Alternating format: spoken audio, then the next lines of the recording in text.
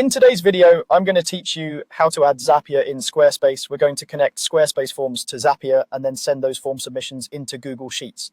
This is great for keeping a clean record of inquiries, signups, or any custom form you're using on your site. Start by heading to zapier.com and signing into your account. Once you're in, look to the left sidebar and click Create, then choose Zaps. A Zap is simply an automated workflow made of two parts, a trigger and an action. We'll begin with the trigger, which is what starts everything.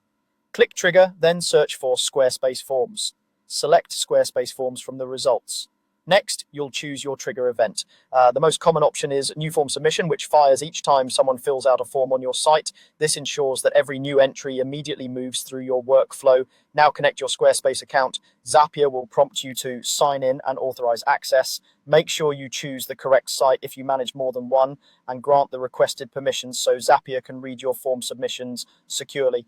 With your account connected, it's time to configure the trigger. Choose the specific site and the form you want to use. If you have multiple forms, pick the one whose submissions you want to track in this automation. Accurate selection here ensures the right data flows downstream. Click Test Trigger. Zapier will try to pull a recent form submission so you can preview the fields. If nothing shows up, submit a quick test on your site first, then come back and test again.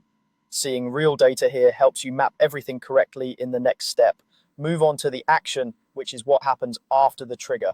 Select Google Sheets as the app for your action. This will let you add each form submission as a new row in a spreadsheet, keeping your data organized and searchable. Choose your action event, such as Create Spreadsheet Row, then pick the spreadsheet and worksheet where you want these entries to land. Map each Squarespace field, like name, email, and message, to the matching columns in your sheet. Take a moment to match them carefully so every submission lands in the right place. Finally, run the test for this step. Zapier will send the sample data into your Google Sheet so you can confirm that the row appears correctly. If everything looks good, you've successfully connected Squarespace Forms to Zapier and set the path to Google Sheets. That's all there is to it. Simple, reliable, and ready to streamline your workflow.